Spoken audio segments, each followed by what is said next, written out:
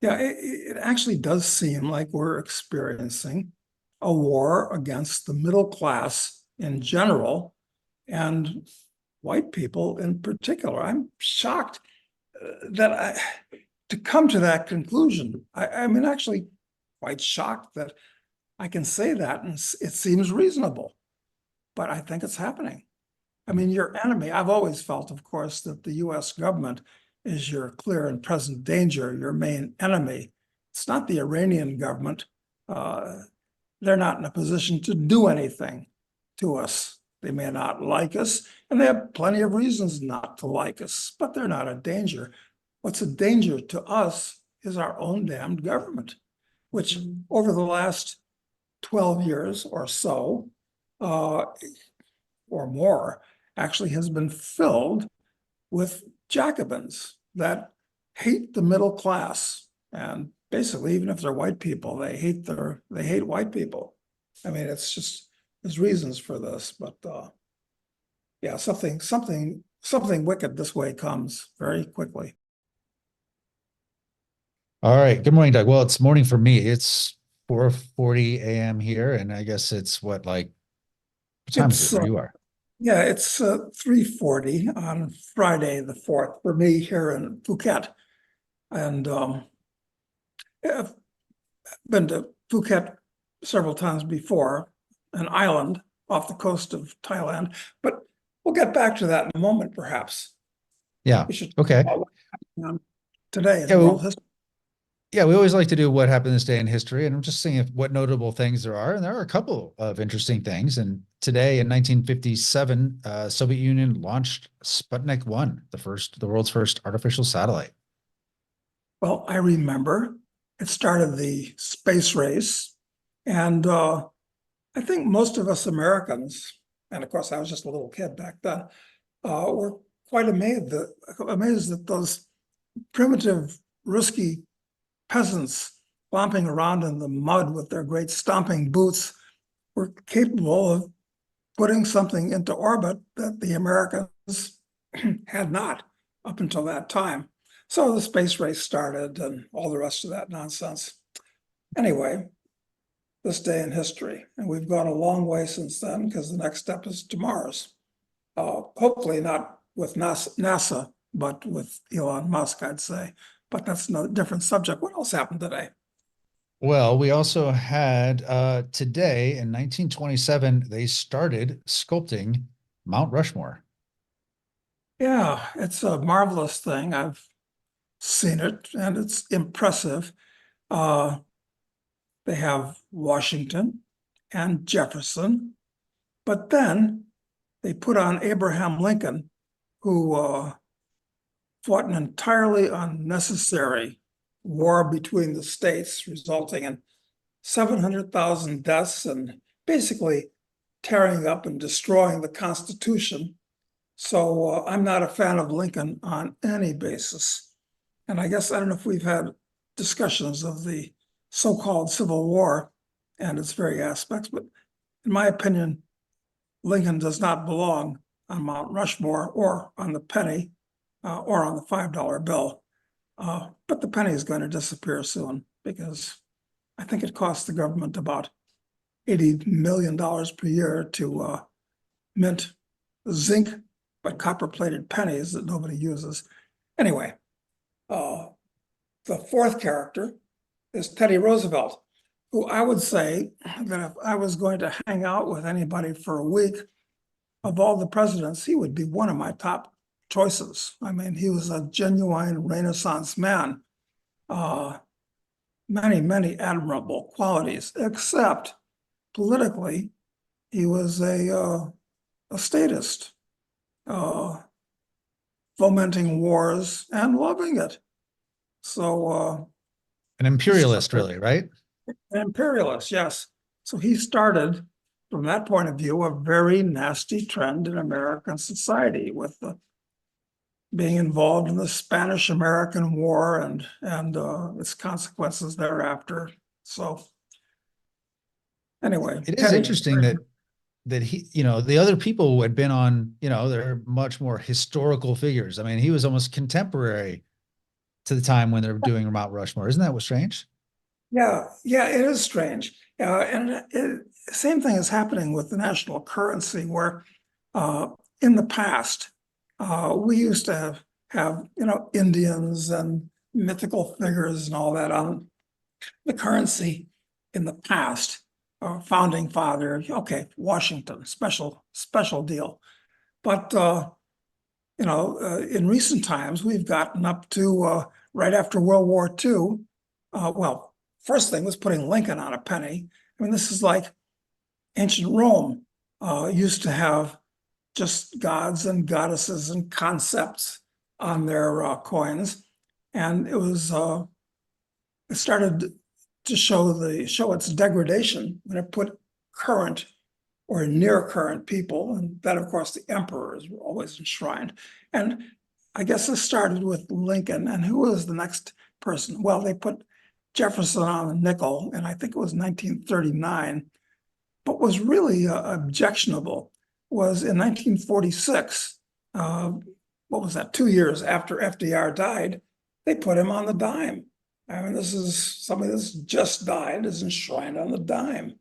So, well, but the good news is all of our coinage will cease to exist in the very near future. So we won't have Yeah, to. the bad news is eventually it'll all be digital, and we won't have faces on it anymore, but we'll be tracked in it when we spend everything.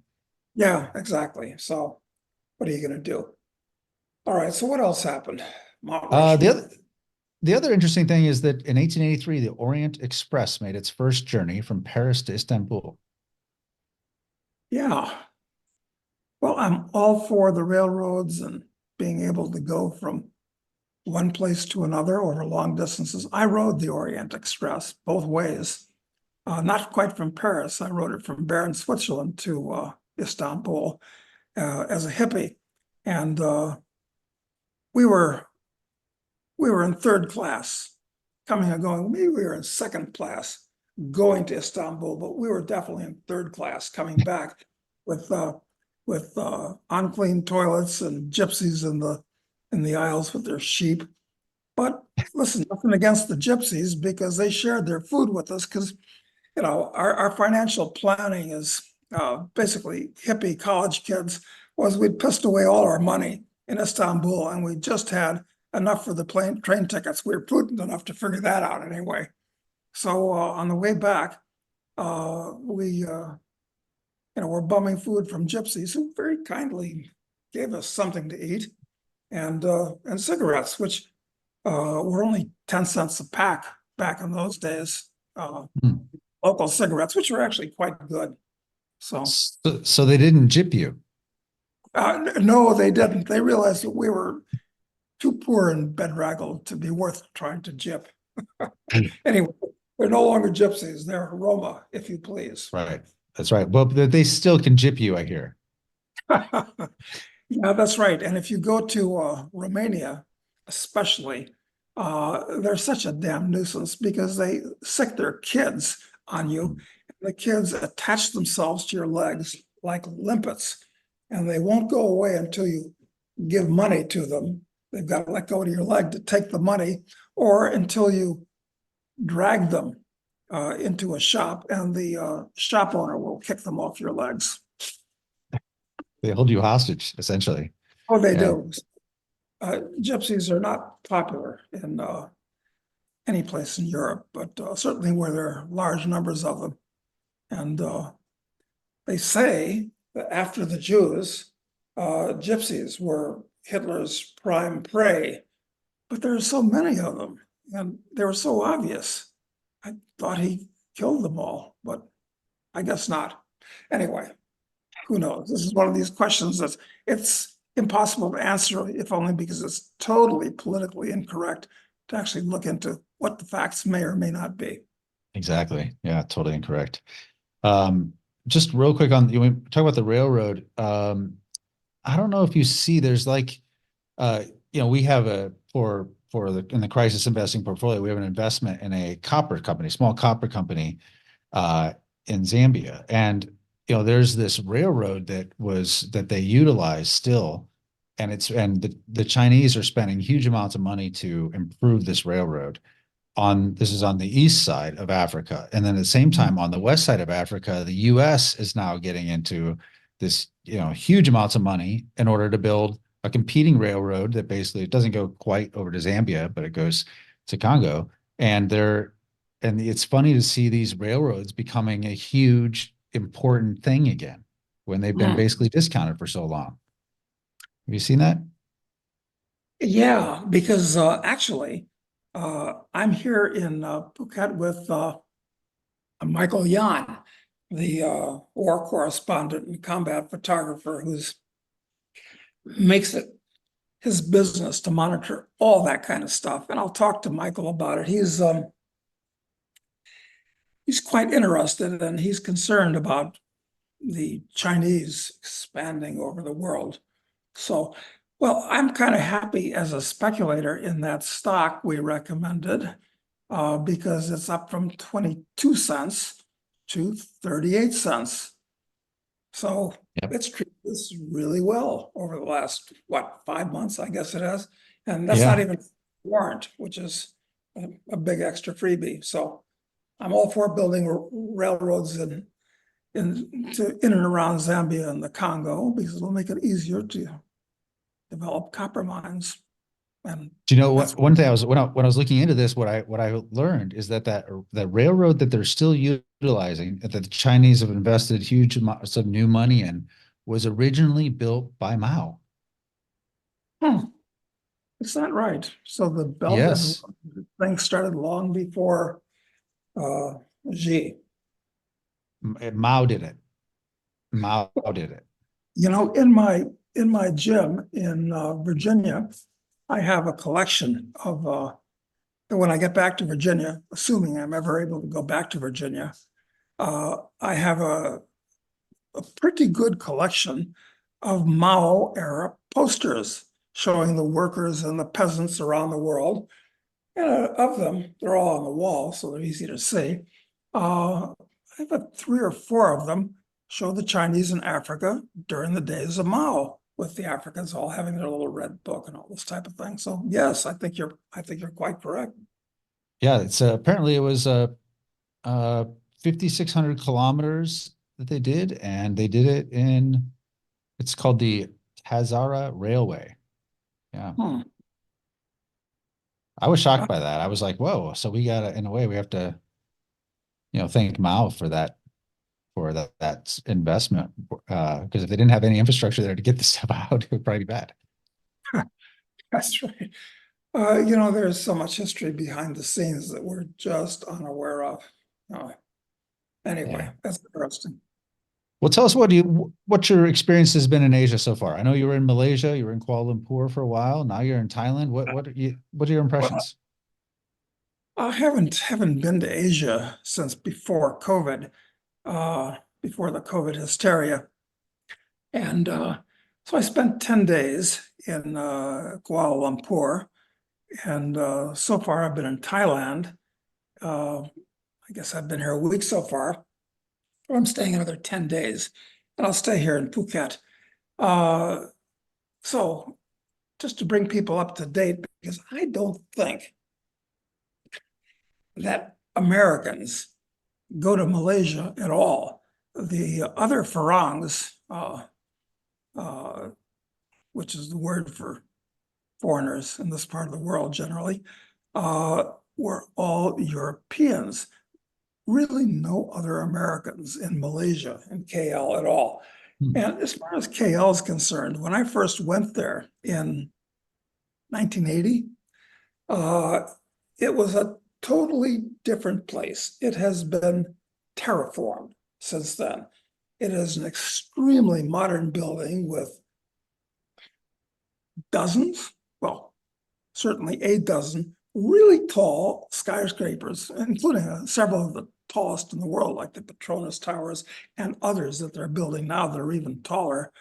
Very advanced, very clean, very safe, very civilized.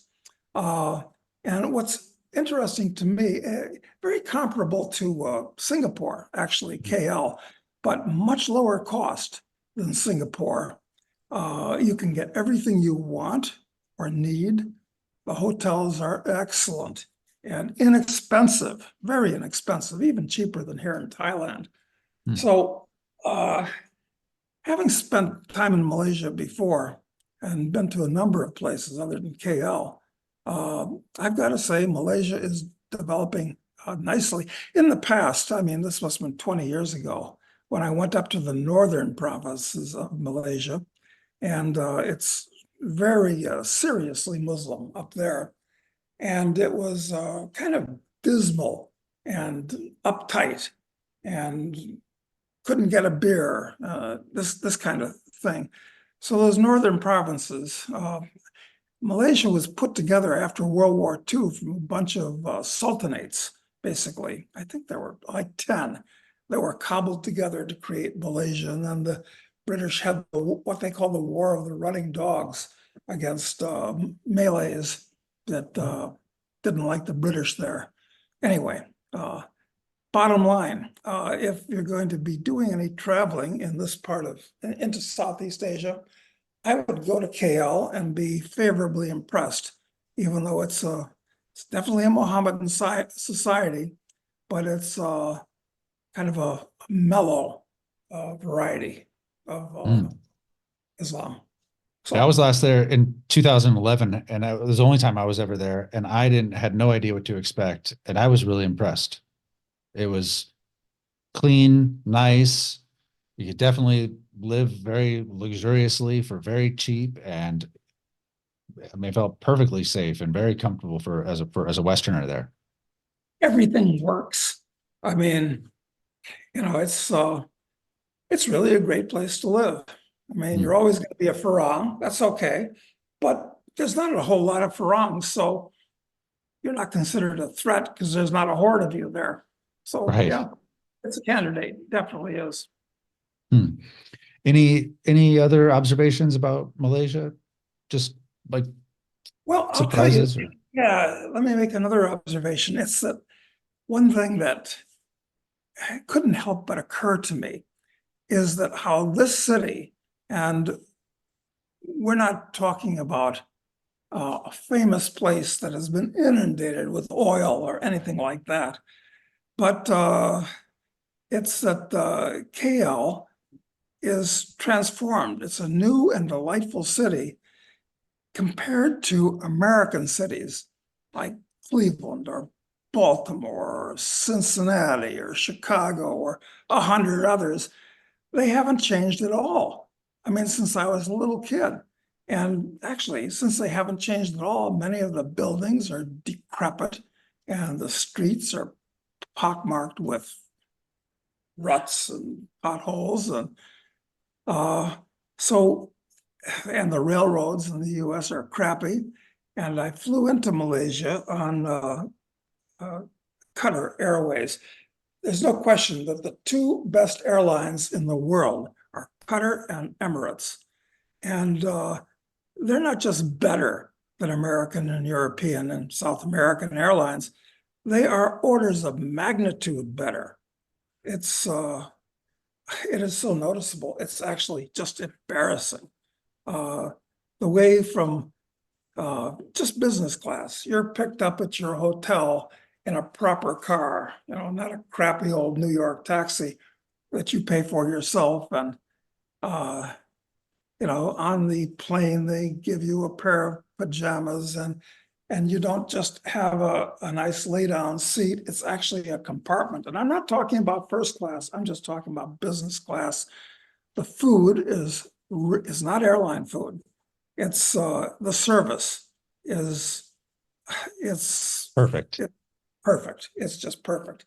You lack for nothing. And it's completely polite. It's not like flying on United Airlines where the stewardess is my mother's generation, because she flew for United during World War II when it was, you had to be a registered nurse and all this and young and good looking and single. So forget about that. They're all Teamsters employees now. No, these Qatar and Emirates, which we're going to fly from Colombo, Ceylon to Buenos Aires in a couple of weeks. This is far and away, unquestionably, the best airlines in the world, Qatar and Emirates. So anyway, another sign of how the US is falling down and its cities are falling down. What do you think is driving all the economic growth in Malaysia? I mean, how are they able to do that? Well, I've got to look into it because, mea culpa. I didn't research why is Malaysia doing as well as it is, because in the past they just had tin and palm oil, and they still have those things. But why are they doing quite so well? I think this is worth some research that I'm very embarrassed that I haven't done to find exactly why this is. Why is it? It's like, why does nothing work in the US with these giant budgets? And I mean, I would suspect like the tax rate is much lower in Malaysia too. You know, people pay less of their income toward it, and still you have all of this building and activity and safety, and I don't know. Yeah, you don't have a giant underclass that's drugged out. I mean, there are some things that as a libertarian, I'm somewhat flummoxed by. It's that unlike 50 years ago, how many years ago would that have been? Well, 45 years ago when I was first here, there's no slums.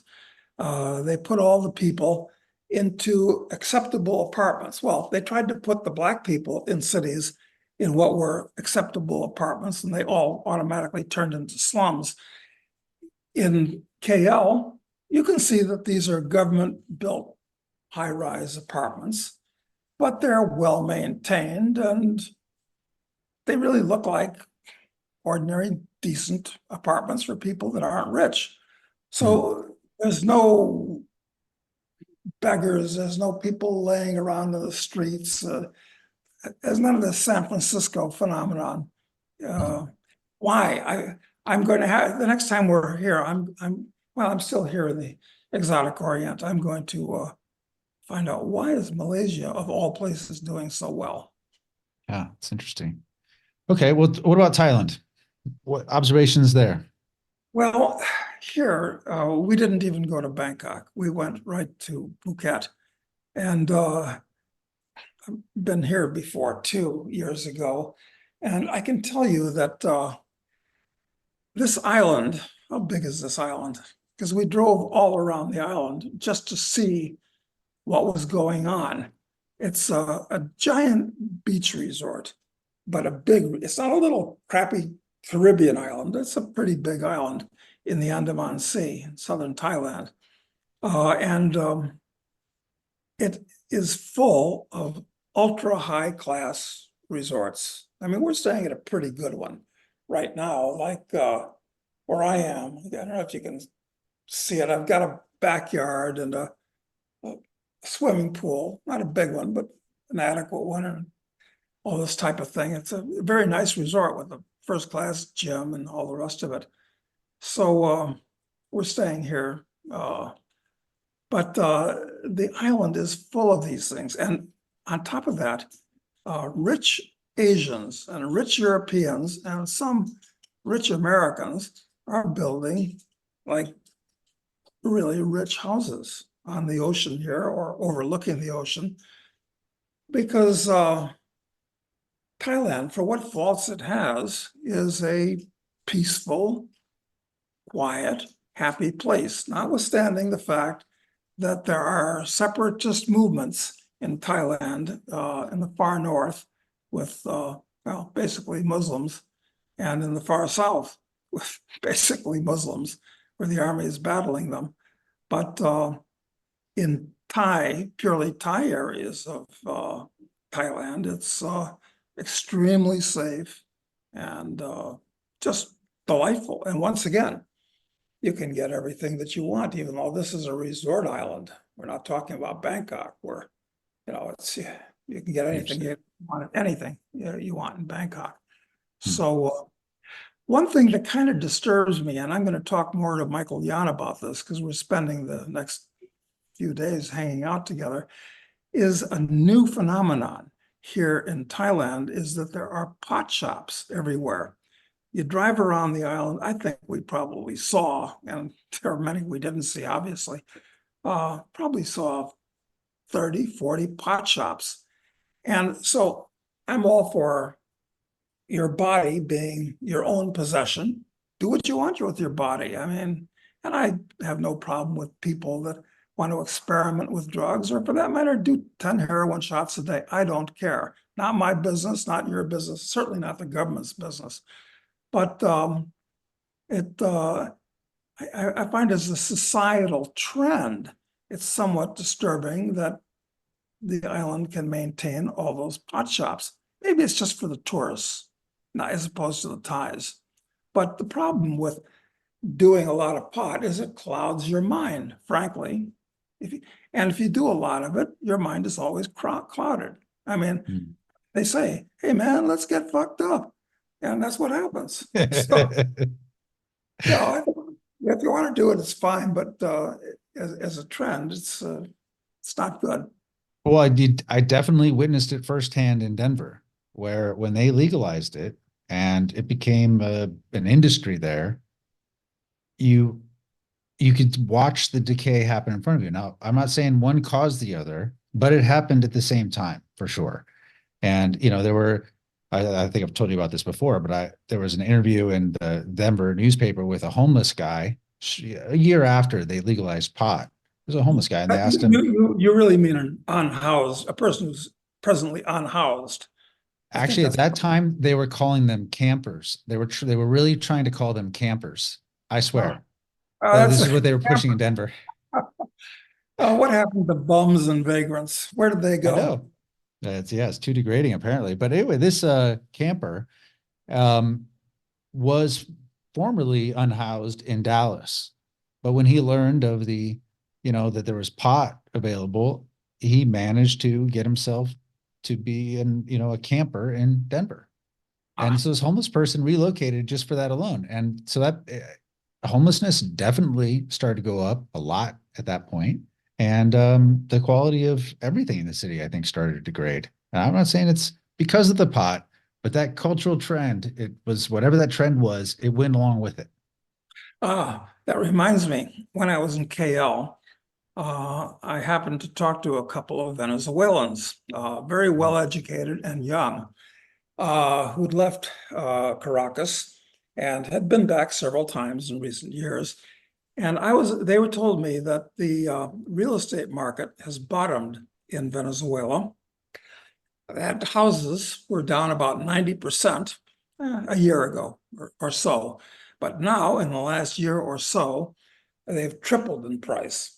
So you're still getting, so you're still getting like 30 cents on the dollar, but it's not 90 cents, not 10 cents on the dollar anymore. And I said, well, why do you think that is? And two reasons came to the fore. One, all the criminals, they said Caracas has turned from a very dangerous city into a very safe city. So you don't have to worry about being kidnapped or mugged anymore. Why? Well, the government hasn't done anything about it. All the criminals, they're not stupid. They're all in the US because the pickings are so much fatter, and the police will leave you alone. They won't beat you up if the way all cops will. So all the cops have come to all the criminals have come to the US, number one. And number two, Maduro, even though he's a stupid criminal, still realizes I need more money. And the best way to get more money is to have people give it to you. And so he's turned Margarita Island, which is a delightful island on the Caribbean coast of Venezuela, into a special economic zone. And that's drawing in foreign capital because it's an island that's separated from the rest of the damn country. And of course, that brings in tax revenue for him, indirect ways, and so forth. So anyway, that's the story on Venezuela. The bottom Interesting. is, someone asked me about that island last week, actually. They asked me if I knew anything about it. So that's very interesting. yeah, that's a little bit of boots on the ground data. So I think it'd be interesting to go back to Venezuela. And in light of that, perhaps look at large farms there if you can get good title, which you may be able to do, and if all the cattle, or it doesn't matter, haven't been pulled off of them and eaten by hungry people, they might be going for giveaway prices right now in Venezuela. Colombia is full of small fincas. Venezuela's got big farms, maybe because of all the oil money. Anyway, I think it might be time to look at Venezuela seriously. Yeah. One of our viewers was Canadian. He is Canadian, but he relocated down there about a year and a half ago at this point. And he Oh, was talking about it then, saying it's so cheap, like it's safe, it's good, it's a great place to be. So I haven't heard from him in several months, but yeah, he was extolling its virtues, way back 2 years ago, actually. well, that is a train which is still leaving the station. So I think it's not too late to speculate in Venezuelan real estate. And of course, they have a stock market too. I don't know how active it is right now, but that Mm. might be worth investigation. Not easy to investigate, but still. Yeah. So, okay. So, any other observations on Thailand so far you'd like to Uh, share?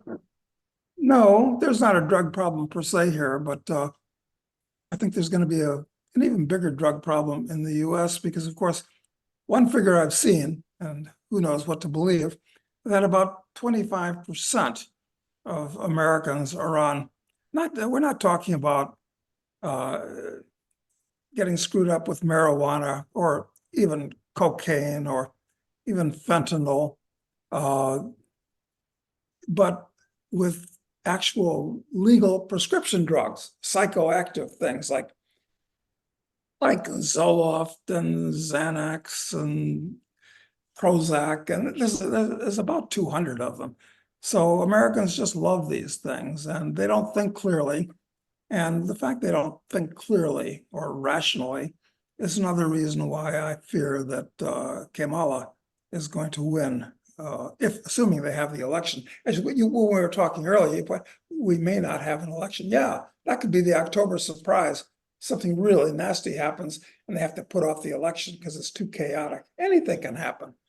Anything can happen, and we're starting to see it. I mean, it's almost like as soon as I guess maybe it was September 30th, like things started to seemingly get more wild. We had the attacks from Iran on Israel, which seemed very severe. Of course, Israel says no, nothing happened. We didn't hurt us at all. But so you have that. Looks like that could blow up, and who knows? Of course, you have Lindsey Graham coming on TV right away and saying, they ask him. We'll get to North Carolina in a minute, but they ask him about North Carolina, and he goes, "Yeah, but Israel," and he goes right to Israel. We gotta go get Iran. The guy Well, lives in South Carolina. He's a South Carolina senator. You think he'd care about his neighbors, but he's concerned yeah, about Israel's neighbors. yeah, but wait a minute. How are you going to give more money to Israel when I thought we gave all our money to Zelensky so far in the Ukraine. Yeah, well, they still found. I mean, the week before this hurricane, which devastated, the Appalachia, is I think they sent another 8 billion to both Ukraine and to Israel. Hmm. So Well, maybe that leaves like $700 left over to give to those people that have lost absolutely everything. But hey, those are white people. I mean, yeah, and you're it's $750, Doug. oh, It's sorry. Does make a difference. Yeah. So, like, who knows how that could escalate from here? Because certainly Israel's taken a much more aggressive stance. First, we had those exploding pagers. Then they have this bunker busting bombs dropped on the leader of Hezbollah. They dropped 86 bunker busting bombs on 3 housing complexes, blew those up completely, pushed them out of the way, and then 30 meters down to get him.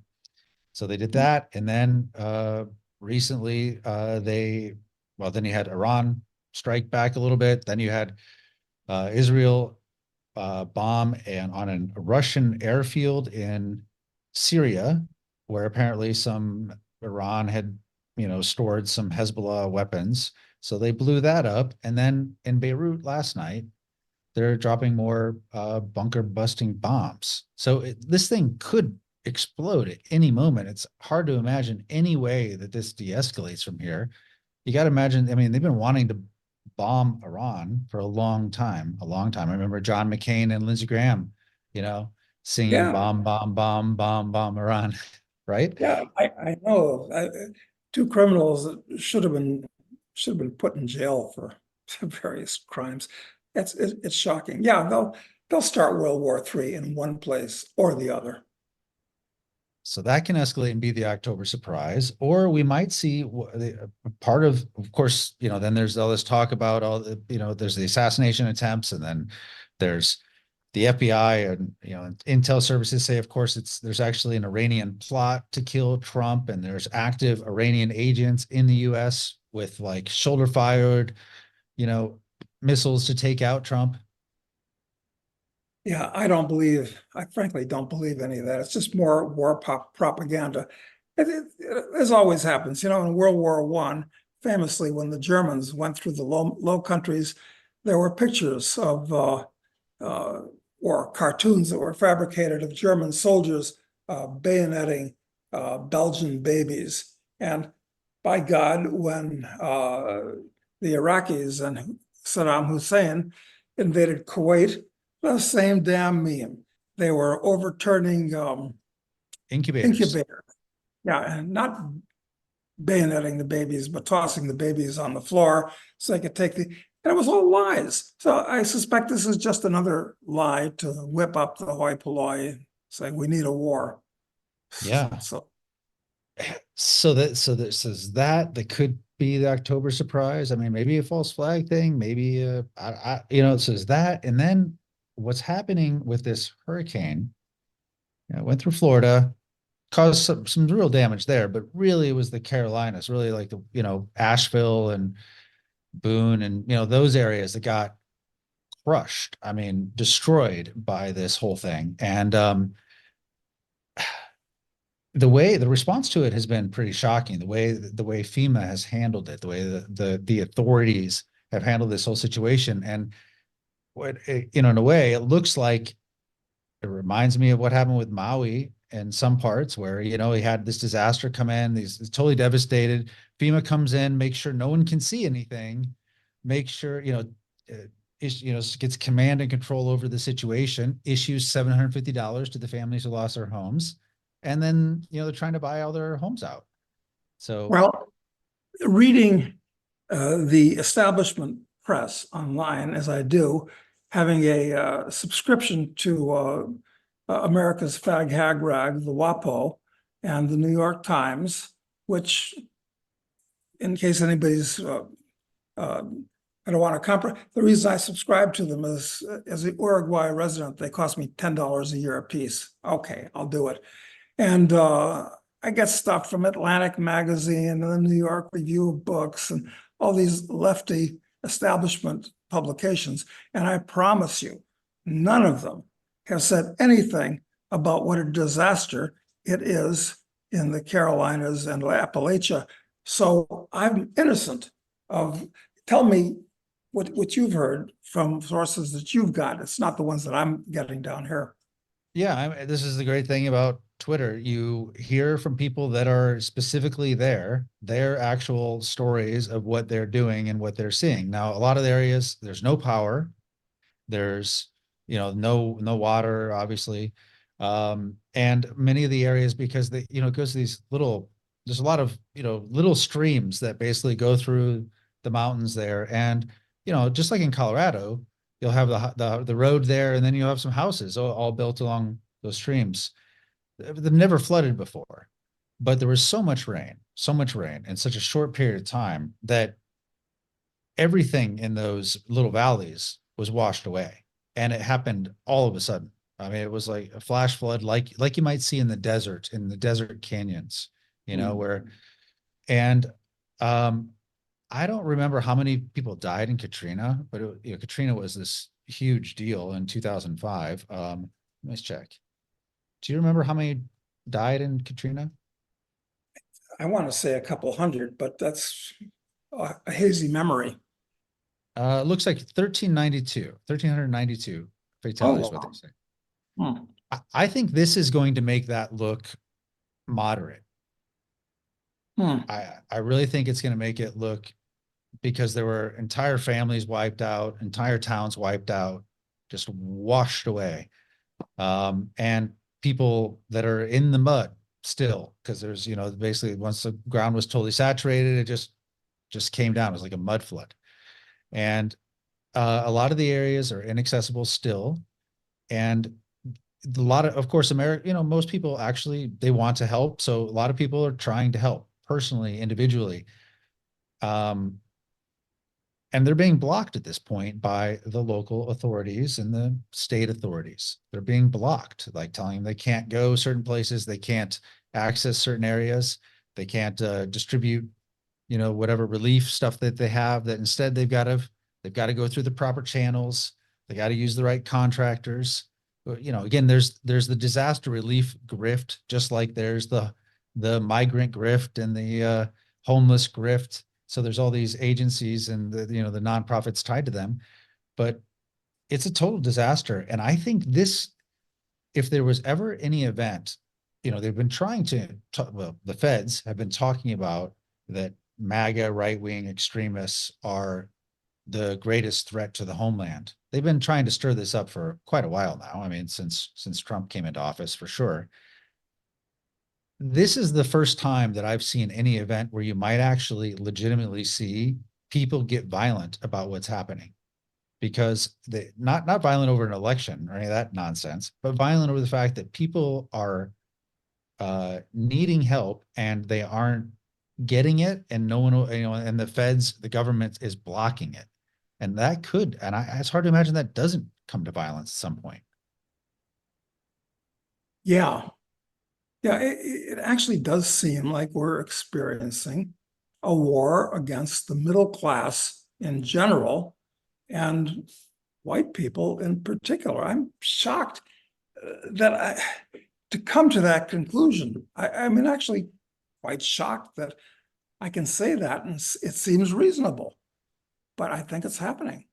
I mean, your enemy, I've always felt, of course, that the US government is your clear and present danger, your main enemy. It's not the Iranian government. Uh, they're not in a position to do anything to us. They may not like us, and they have plenty of reasons not to like us, but they're not a danger. What's a danger to us is our own damned government, which over the last 12 years or so, uh, or more, actually has been filled with Jacobins that hate the middle class. And basically, even if they're white people, they hate white people. I mean, it's just, there's reasons for this, but yeah, something wicked this way comes very quickly. Yeah, I mean, they're threatening to arrest people, who basically are trying to deliver stuff there. They're not allowing people access to their own properties, areas that are damaged. They're saying essentially they're condemned. And then, so you don't have access to it anymore. There's a business owner I saw this morning in Asheville, which is the most accessible and largest town, around there. 100,000 residents, I think Asheville had. I used to live there, in fact. And I swear, when I lived there, I had where our house was one time when it was raining. I'm like, I feel like, because it was right on a mountainside. I'm like, I think this thing could just be washed away. The entire house could be washed away. And I want to see, I really got to find out. I bet that house is not there anymore. Beautiful house, but I bet it's gone. Um, anyway, this business owner was trying to basically take whatever was salvageable from their business. It was like an auto repair kind of business, where they had, so they're trying to go in there and get stuff. And the local police department told them that they would be arrested if they didn't get off the property, that they weren't allowed to go through it. And now there's a salvage company, and they're basically, scooping it all out and pushing it away, and they can see it, but they can't access it or they'll be arrested.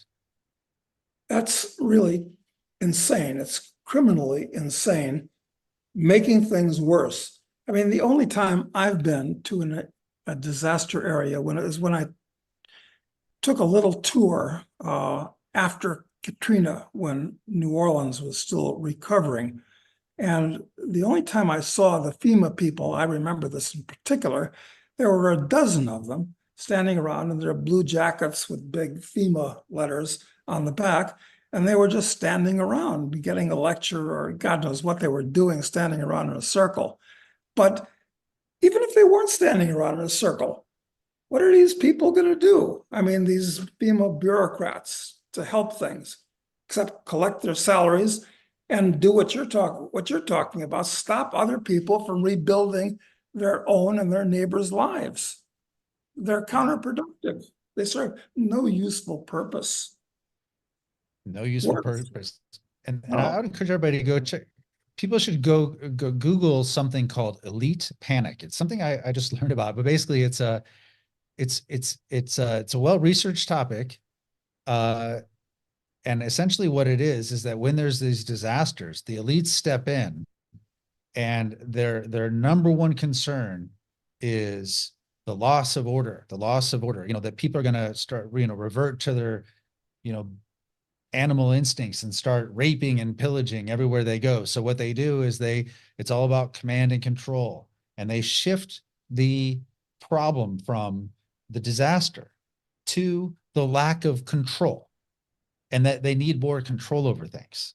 And you see this happening in real time right now. And I think that whole narrative, when it shows up in the mainstream media, it'll be about the anarchy that's there, not about the disaster. It'll be about how authorities are trying, getting control with curfews and checkpoints and all that bullshit.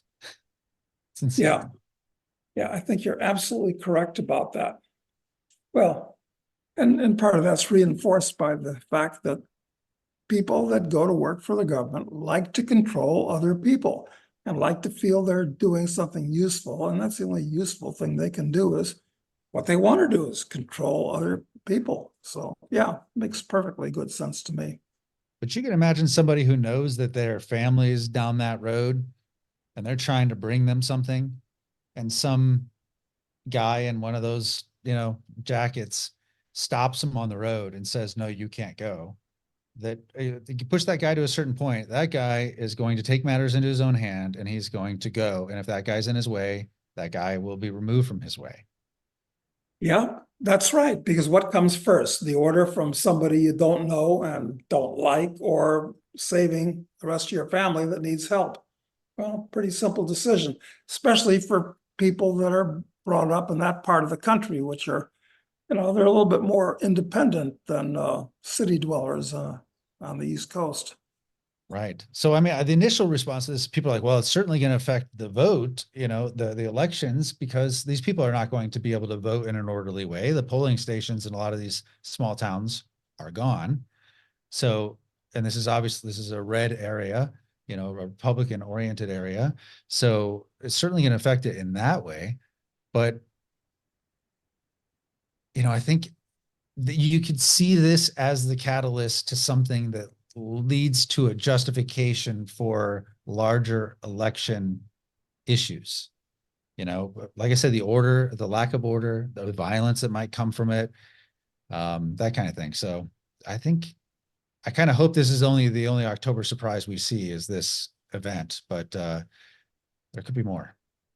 Yeah, anything's possible. It's like in that great European democracy led by the hero Zelensky, elections were canceled, and he's still the president, and elections are still canceled because I guess it's the right thing to do to preserve the democracy. Maybe that's what we need to do in the US to preserve our democracy. That is the most important thing. Clearly, we hear about it all the time. First things first. That's right. So it's not about safety or eating three squares. No, it's about our democracy and the people that make it all possible. Oh. Yeah. And they're doing things, when you hear the officials come out and talk about this, it's like they're doing things to prod the right into violence. They're really offending them. Like, FEMA doesn't have any money because we gave it to migrants, so we just don't have it. And then you have Pete Buttigieg coming on saying, that people cannot fly drones over that area anymore. So again, it's like Maui, where they put up screens, didn't allow anyone to see what was happening behind the wall where the damage was. These things are just like prodding For what good reason? There is no good reason why that would be the case. People knowing what's going on could only help the situation. That's right. That's right. But it gets away from the command and control, the elite panic, that you just watch this happen. The elite panic. That's what we're seeing. Good point. They don't want to lose, they don't want to lose control in a situation like this. That happens because they serve no useful purpose. Right. And one of the good things that will come out of this is that a lot of people are waking up to how not just useless, but dangerous the government is. They Yeah, are waking up to it now because of this. So yeah. anyway, yeah, I don't know, Doug. Anything else you want to cover today before we wrap up? No, it's very pleasant being here in the Orient, and kind of glad that I'm not in the US right now, as things seem to be coming apart at the seams in a number of places. No, let's talk again sooner rather than later, because we've been off air for about 2 weeks, I think. Yeah, it's been a while. It's been a while. So yeah, good. Glad we got to do this. And let me know when we can do it again. And next week sometime for sure we'll do it. Great. Have a good one, Okay. Matt. Thanks, Doug. Bye-bye.